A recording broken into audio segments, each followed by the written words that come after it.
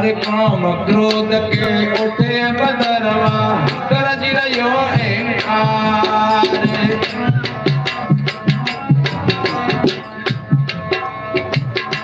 और एक बात बताएं, माया,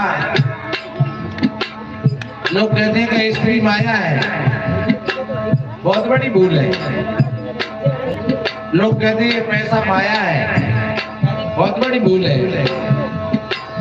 लोग कहते हैं बच्ची बच्चा माया है, ये घर मकान माया है, ये काम धंधा करना माया है। ये माया नहीं है। माया क्या है? हमारे मन का मोह, हमारे भीतर का अज्ञान।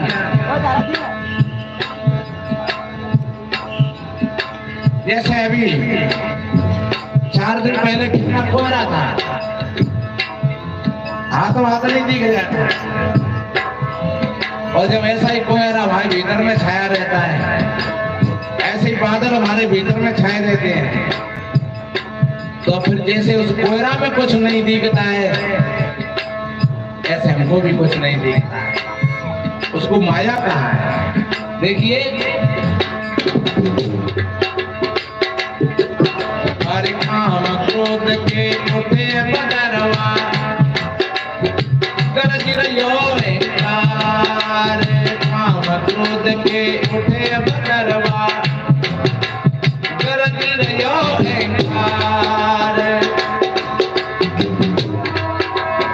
गरज रहियो अहंकार।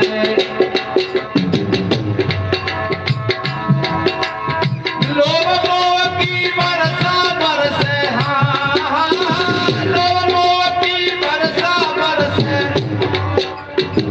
भीगी रहो संसार, माया को रंगे बात, ज्ञाने ठंडा उतरस तो नहीं, माया को रंगे बात, ज्ञाने।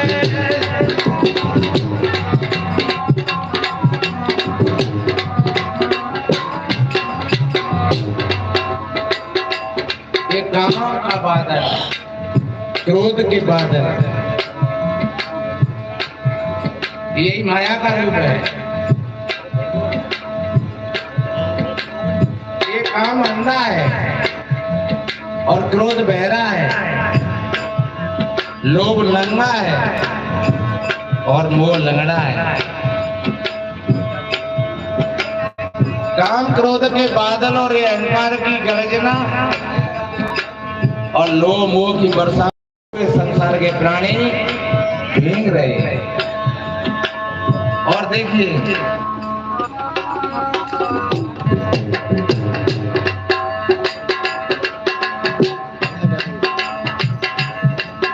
अरे मन सो माया जानियो रे जो जगमग में आगे। अरे मन सो माया जानियो रे जो जगमग में आगे, जो जगमग में आगे। जो इच्छा है राम मिलन की, जो इच्छा है राम मिलन की, कुंभक बने ले जाओ माया को रहने बादल, जामे चंदा उतरस तो नहीं, माया को रहने बादल, जामे।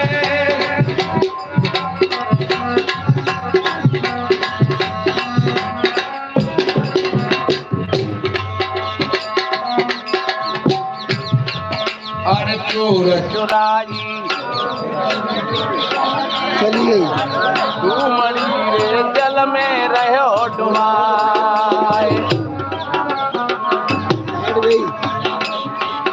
हर चोर चुराई घूमड़ी रे जल में रहो डुबाए। एक महात्मा की घूमड़ी को चोर लेकर भाग गया और बाने सोची महात्मा तो पीछे रहेगा, और कोई तालाब मिला तो उसमें वो स्नान करने लगा चोर। और तब तक महात्मा पहुंच गए और वह महात्मा को देख करके अब काट की तुमड़ी को वो जल में डुबाने का प्रयास करता है और वो ऊपर उछल करके आती है। आप सोच रहे होंगे कि चोर पागल था जो काट की तुमड़ी को जल में डुबाने का प्रयास कर रहा है। और वो कोई और चोर की बात नहीं है, हम और आप लोग ही हैं ऐसे। अरे चोर चुराई तुमड़ी रे जल में रहो डुबाई।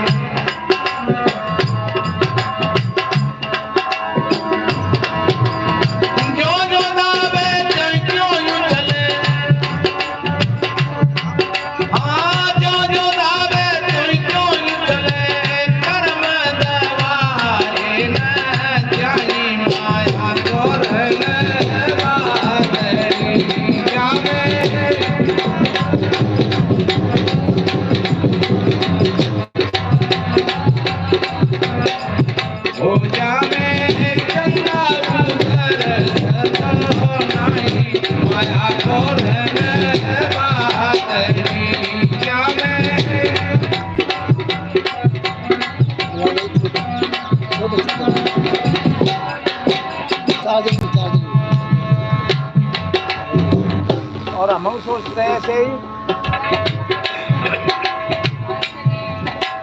कि हम झूठ तो बोल ले, लेकिन कौवे पता नहीं लग जाए लोग झूठा कह रहे हैं। हम चोरी तो कर ले खाओगे पर कौवे पता नहीं लग जाए लोग चोर कहेंगे। हमारा भी ऐसा भाव होता है। और हमारा ही नहीं, आपने कथा सुनी होगी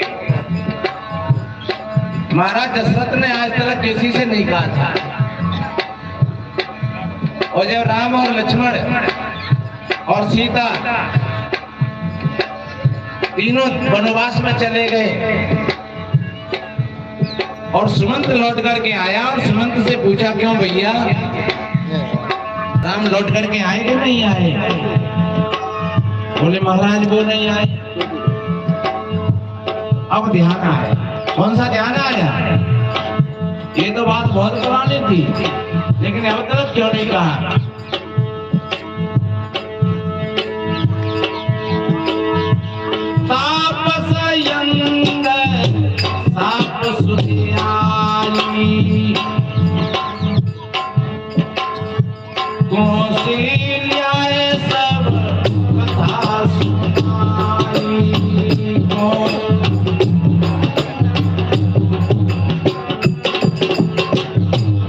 कथा बताई। मैं एक बार शिकार खेलने के लिए गया और श्रवण कुमार अपने अंतिम माता पिता को बगिया में बिठाल करके रोज पानी लेने के लिए गया। ये रानियों जैसी उसने गगरी को डुबोया और आवाज हुई और मैं छुपा हुआ था। मैंने समझा कोई जानवर आ गया और मैंने तीर मारा और श्रवण की छाती में वो तीर लगा जा करके। और आज ऐसी आवाज भाई मैं दौड़ करके आया और देखा तो श्रवण रो रहे हैं। अरे दुष्ट मैंने तेरे साथ में किया। मैंने कहा भैया ये तो मेरे से बहुत बड़ा अपराध हो गया, मेरे को क्षमा कर दे। बोले नहीं, तूने एक बाण से और 3 हत्या कर, मैं तो यहाँ मर गया और मेरे अंधे माता पिता जब सुन लेंगे तो वो वहां रो रो के मर जाए। और अब तुझको श्राप देंगे तो वो देंगे और माफ करेंगे तो वो देंगे। अब तू बगिया में चला जा और उनको पानी पिला देना।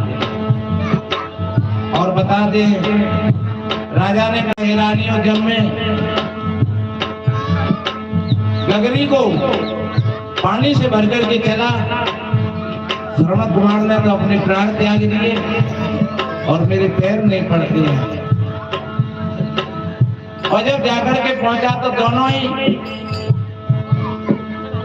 अंधी और अंधा और बोल पड़े वो, कहो बेटा श्रवण कुमार आप इतने लेट क्यों हो, आप जल्दी क्यों नहीं आए? लेकिन मैं नहीं बोला। दोबारा कहा, फिर उन्होंने कहा कहो बेटा क्या हमसे कोई गलती हो गई है? और ध्यान रखो जब तक तुम नहीं बोलोगे तो हम पानी नहीं पिएंगे। और ये रानियों, जब मैंने कहा कि भाई मैं तुम्हारा श्रवण कुमार बेटा नहीं हूं, मैं तो राजा दशरथ हूं। क्यों भैया दशरथ तू क्यों आया? हमारा बेटा पानी लेकर के क्यों नहीं आया?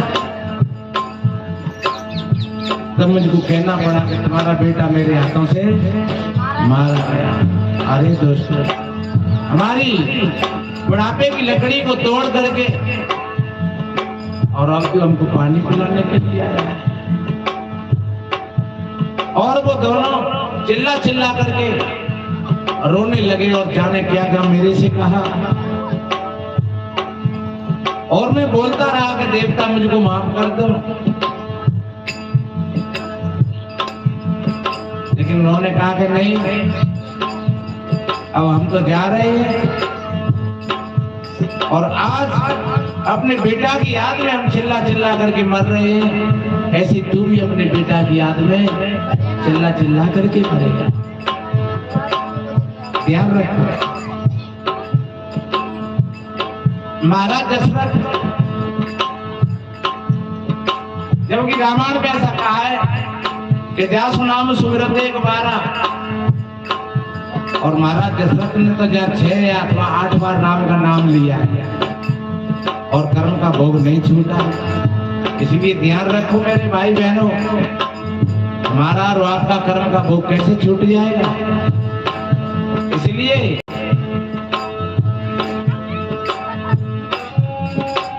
राम राम कही, राम कही, राम राम कही राम,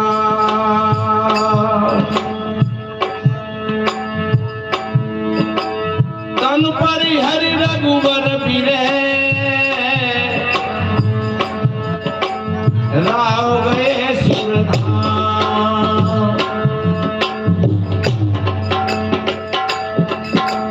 ये कर्म का भोग था। चोर की तुमड़ी वाला, जैसे चोर उस तुमड़ी को दाब रहा था और वो ऊपर उछल करके आ रही थी। राजा दशरथ जी ने बहुत छुपाया था उसको, लेकिन वो छुपा नहीं, उसको भोगना ही था। और हम और आप कितना भी छुपाने का प्रयास करें, लेकिन अगर आपने चोरी की है तो आज नहीं तो कल, और कल नहीं तो परसों वो सामने आएगी। और आप गलत काम कभी ऐसे सोच करके मत करना कि अब मैं यहाँ कोई नहीं देख रहा है। अरे कोई नहीं देख रहा है, तुम तो देख रहे हो। तुम्हारी आत्मा उस बात को स्वीकार नहीं करेगी। धृतराष्ट्र ने कहा विदुर से, विदुर तुम मेरे को क्षमा कर दो। विदुर जी ने कहा मैं नहीं क्षमा करूंगा तुम्हें। क्यों, तुम क्यों नहीं क्षमा करोगे? नहीं, मैं नहीं करूंगा क्षमा। आपने ऐसा गलत काम किया है, आपने पूरे परिवार का नाश करवा दिया। मैं तुमको कभी क्षमा नहीं करूंगा। अच्छा एक बात बताओ, तुम ईमानदारी से तुम अपनी आत्मा से पूछो, क्या तुम्हारी आत्मा तुमको क्षमा कर देगी? और धृतराष्ट्र 1 मिनट के लिए मौन रहे और फिर कहा कि हाँ विदुर तुम सही कह रहे हो, मेरी आत्मा भी मुझको क्षमा नहीं कर पाए। तो ध्यान रखो, गलत काम तुम करोगे तुम क्षमा के पात्र नहीं हो, और किसी की क्षमा काम भी नहीं करेगी। इसलिए हमारे संत महात्मा सदगुरु कबीर साहब और महापुरुषों ने यही कहा है,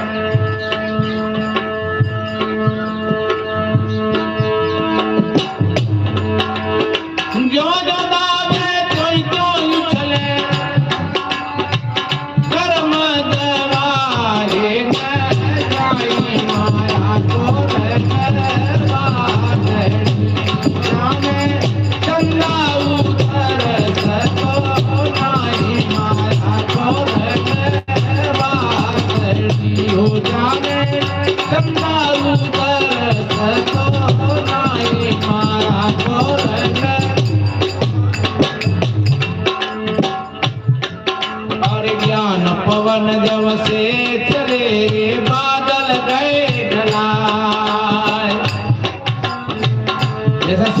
कोयरा, और जब हवा चली तो वो फट गया।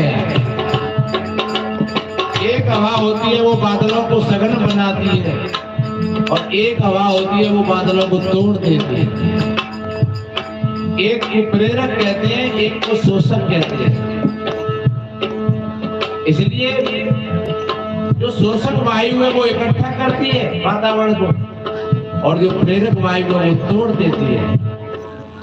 हमारे अंदर में भी ये दो तरह की हवाएं, एक ज्ञान की और एक अज्ञान की।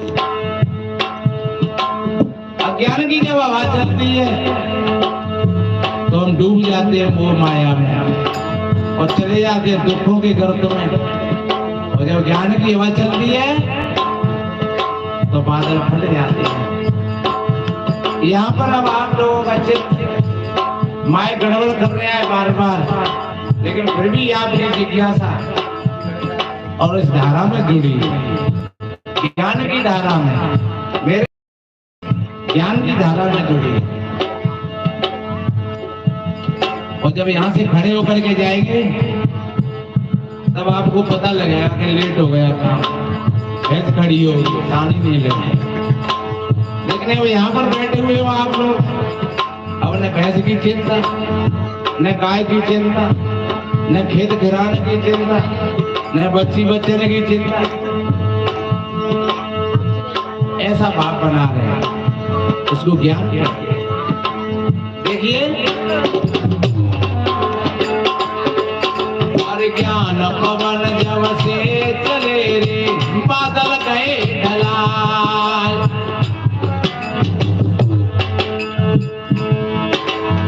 कहे कबीर सुनो भाई साधो, हाँ कहे कबीर सुनो भाई साधो, संशय रे भर मन साई, माया को रह गए बादल।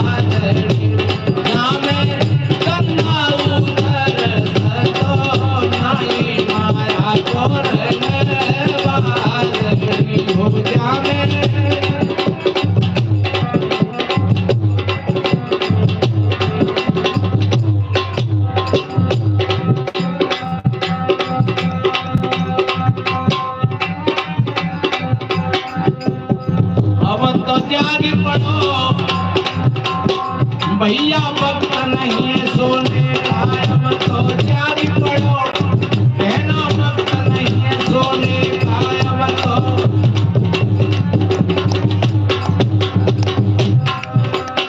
बहुत दिन बीते सोते सोते, जीवन जीते रोते रोते।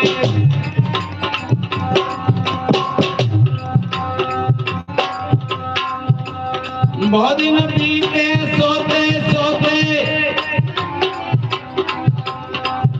एक छोटी सी बात आ गई है। एक शादी हो रही तो लड़की को विदा कर रहे थे उसके माता पिता, तो लड़की रो रही, और लड़की तो रोती है बिचारी ने कहा तो पूजा करने पड़ते नहीं। लोग ये कहेंगे कैसी मोड़ी बिल्कुल ना रो रही। तो लड़की तो रो रही, पर मजे की बात दोनों रोए लगो। लोगों ने कहा भैया तुम काय को रो रहे हो, और जे काय को रो रही है। लड़की से पूछा बेटी तुम काय को रो रही हो? हमें तो मम्मी पापा की याद आवेगी, मम्मी पापा छूट रहे, हमारे दादी रो रहे, बच्चे काय को रो रहे हैं? क्या तो ताई थे तो रो रहे हैं। मम्मी पापा जहाँ छूट गए तू चले गए, भाई मम्मी पापा ने छुड़वा देगी, ताते हम रो रहे हैं। लड़की ने कही यहाँ काय को रो रहे हो? जो क्या मम्मी पापा छूटा तभी रो लियो। लड़का ने कही रो न तो रोते चले संग ही संग। सज्जनों बिना ज्ञान के और आदमी जीवन भर रोते ही रोते व्यतीत करता है, अपनी जिंदगी को रोते ही रोते जीता है। इसलिए कितना बढ़िया कहा है,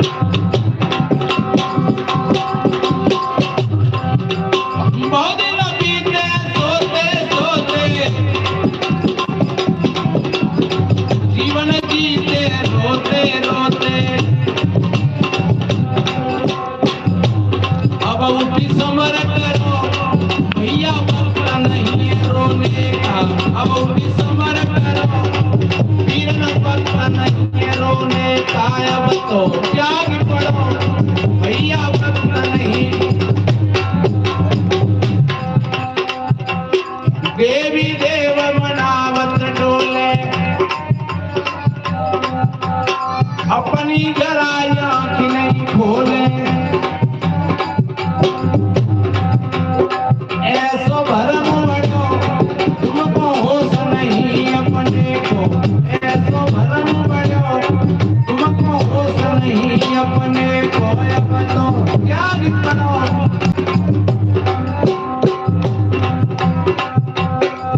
और ये भूल कहां से पड़ी?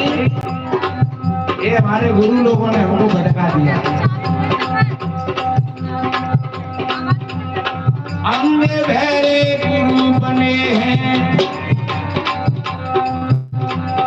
अहंकार में स्वयं सने।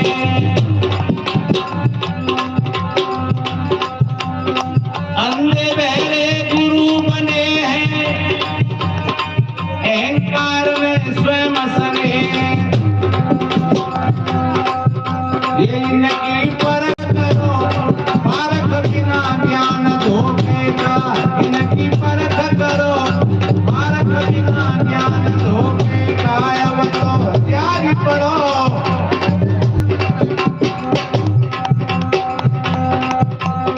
सदगुरु जलता दीपक जानो